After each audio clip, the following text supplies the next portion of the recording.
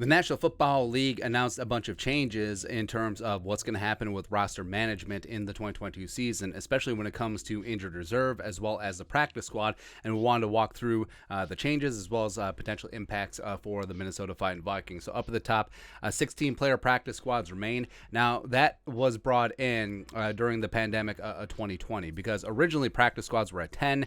They have plans to expand them in subsequent seasons up to 12, but then 16 just made sense because you didn't know which players were going to go down, and having a bunch of guys on hand makes sense. Now, I love it because you're able to keep more players in the sphere, more players have jobs, and if you have to replace players on the roster, having players in the practice squad that are in those meeting rooms, are in the facility, that have familiar with the team makes a lot more sense in terms of continuity as well as quality of football as opposed to just bringing in someone from the street. Plus, the NFLPA loves it because it's more jobs, more guys getting checks, even though they are practice squad checks, and there you go.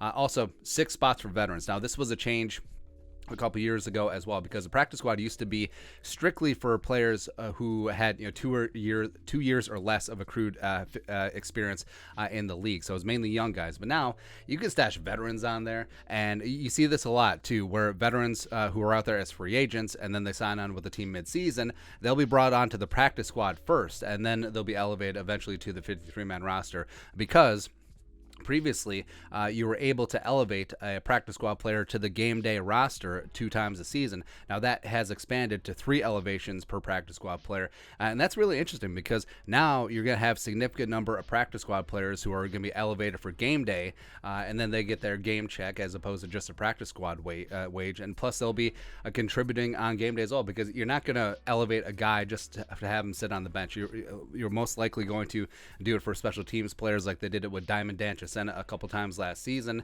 So it's really interesting how teams are going to approach and construct things from the practice squad.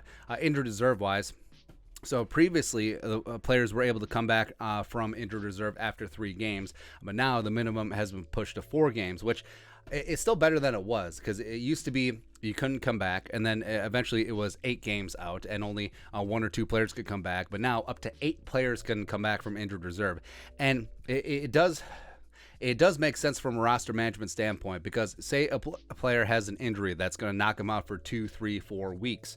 Putting them on injured reserve now makes sense because you can save that roster spot. You can elevate someone else to the 53-man roster as opposed to just carrying someone on the 53 who you hope is going to be back in a couple weeks, but you don't know the severity of the injury. So now you can just set and forget. And also the player doesn't have that pressure to come back or rush back from injury too soon and could lead to further injury. So now 4 weeks, and then you're back in the game, back in practice, and 8 players. I mean, well, if you have a spot where you have 8 players come back from IR, you're probably going to be in a bad way because there is so much variance in a season of football, and a lot of it is injury luck because you need a lot of puck luck and you need a lot of injury luck to get something done in the National Football League. Then also players can return from IR twice, which, I don't know. Is that the Christian McCaffrey rule?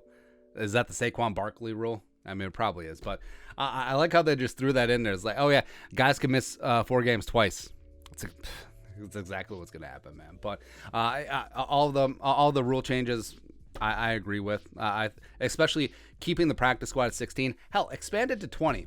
More jobs, more guys with familiarity with the team. I would be all for it, man. But that's it. Let's take a look at the NFL roster construction rule changes for 2022. I don't know what to call this. Let us know your thoughts and our thoughts in the comments section below. Subscribe for daily Vikings takes. Want to support the work, put a little something in the Venmo. But till next time, Skol, production value.